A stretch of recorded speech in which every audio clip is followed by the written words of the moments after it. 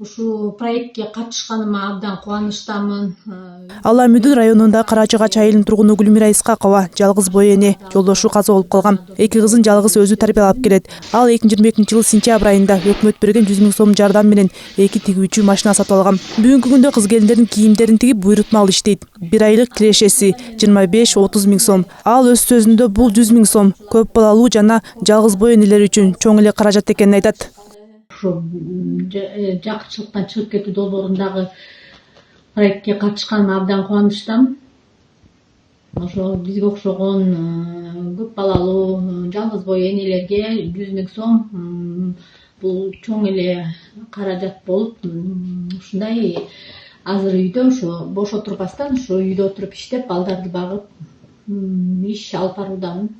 Ал эми эмгек социалдык камсыздоо жана миграция министрлиги бул жылы социалдык жардам мөлчөмү 100 000 сомдон 150 000 сомго чейин көбөйтүлгөнүн жар. Бул тууралуу эмгек министри Равшанбек Сабиров брифингде билдирип, быйыл бул каражатты 13 334 адам ала турганын айтты. Министрдин айтымында жакыр жана аз камсыз болгон үй бүлөлөргө жардам берүүгө багытталган социалдык контракт программасы өлкө башчысы Садыр Жапаровдун демилгеси менен 2022 жылдан бери ишке ашырылып келет. Ал эми ушул 3 жылдан бери социалдык келишим долбоорунун алкагында дээрлик 35 000ден ашык үй бүлөгө 100 000 сомдон кайтарымсыз жардам берилген. Анын жалпы суммасы 3,3 миллиард сомду түздү.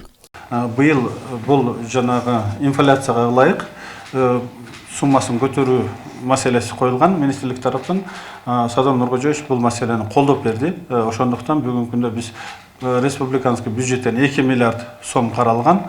150 000 сомдон бул жанагы эмесин көтөрдүк. Кудай буюрса 13 334 киши быйылкы жылда ушул социалдык контрактты 150 000 сомдон ала алат. Ошол эле учурда эмгек министрлиги социалдык контракттын катышуучуларына пайызсыз насыялар аркылуу колдоо көрсөтүүнү уланта турганын билдиришти. Министрлик белгилегендей, мамлекет тараптан колдоо иретинде 2024 жылдан тартып социалдык контракттын алкагында программанын катышуучуларына социалдык контракттын каражаттары менен уюштурулган бизнести же чарбаны кеңейтүүгө колдоо көрсөтүлүп келет. Тактап айтканда, социалдык келишим долбооруна катышкан жарандарга 200 000 сом мөлчөмүндө 3 жылдык мөөнөткө пайызсыз насыялар бериле баштады. Ал эми бүгүнкү күнгө чейин 105 үй бүлө пайызсыз насыя алганы айтылды. Ошол эле учурда быйыл дагы пайызсыз насыя менен 1000 катышуучуну колдоо планууда.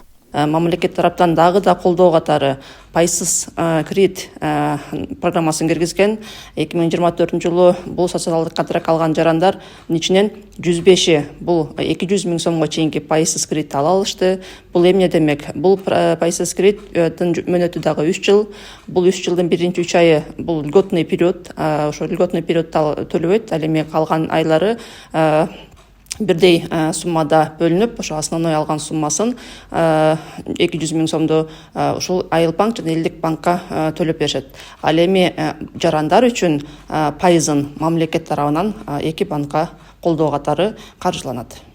Ал эми ушул пайызсыз кредиттин алкагында быйыл дагы 25 жылга 1000 жаранды социалдык контракт алган жарандарыбызды ушул мүмкүнчүлүктү алууга дагы пландап ушундай өбөлгө түзүп берип атабыз. Негизинен социалдык келишим долбоорунун алкагында жардам алгандардын 94% айыл жеринде жашаган аялдар түзөт. Ал эми иш баштагандардын дээрлик 73% айыл чарба тармагына мүнөздүү болсо, 13% өндүрүштө, 6% соодада жана дагы 6% кызмат көрсөтүү чөйрөсүндө иштешет. Кошумча 43 000 жумуш орун түзүлүп, республика боюнча 190 000ден ашуун адамдын жашоо шарты жакшырган. Албетте анын ичинде ийгиликсиз болуп калгандар же киреше таба албай калгандар да жок эмес. Айтсак, мониторингдин жыйынты боюнча 35 226 үй бүлөнүн ичинен 138 үй бүлө социалдык контракттар ар кандай себептер менен аткара албай калган. Анын ичинде форс-мажордук жагдайлардан улам мүлкүн жоготуу же ден соолугуна байланыштуу программага катышуудан өз ыктыяры менен баш тартуу себептери да болгон. Алина Жапаркулова, Аскар Улан уулу, Нью ТВ.